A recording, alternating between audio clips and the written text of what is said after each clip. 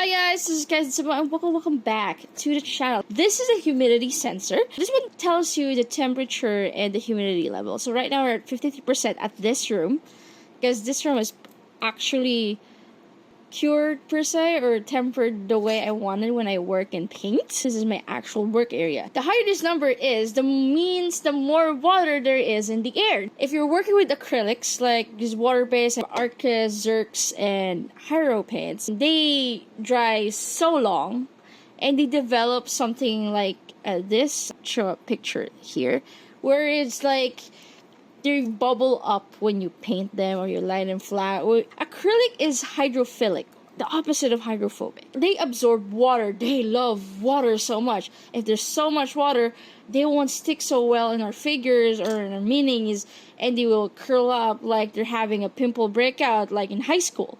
And that is a pain. Sometimes it will chip off. Now, if you're working with lacquer, it's not a big deal as much.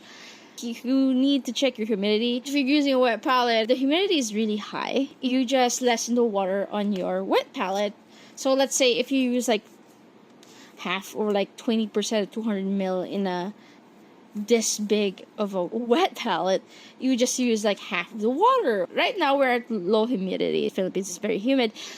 65 and below is great. Higher than that, it's insane. So it's going, it's fluctuating. But right now, I know this room is around 50 to 65. So when you're airbrush, and of course they use air, water gets inside your airbrush, ruining whatever paint you put there or ratio you put in the thin. If you're airbrushing lacquer and water goes to lacquer, there's gonna be a chemical reaction because the density of those two things are different.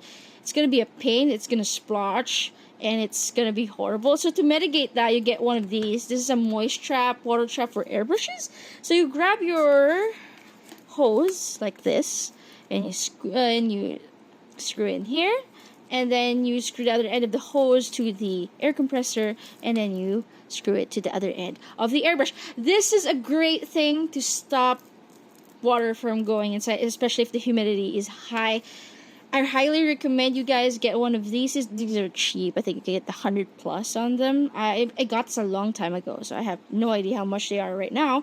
And then water collects over here. And if there's enough water, you can just press this and it will release the water, which is great to control, especially water-based painters. This is why I have this all the time. Philippine humidity is around like 80 to 70. I will grab this and go out so you can see a normal temperature in an actual space here. So we're right now on my living room. You can really feel the humidity. See, it's slowly going up. It's now on 77. It's now on 80. So this is like the usual Filipino room temperature. No AC and everything. So that's pretty high. So if you're working at these conditions, I would lower my water in my wet palettes and then put a moisture trap on my airbrush compressor to prevent more problems. This is actually a handy tool. It actually helps. And if you're working at this country, highly recommend get one of these. Now we're back on the workshop. So like temperature's going low now. There are instances some acrylics would reactivate, which is okay. It does happen. The solution is just get a hairdryer. Sometimes it solves it. I highly recommend this, guys. Go grab one. And that's pretty much all in this video. Just a little helpful tip and stuff I use around the workshop. So thank you guys for watching. This is Kaizen Saman. Hope you guys see me in the next video. Bye bye.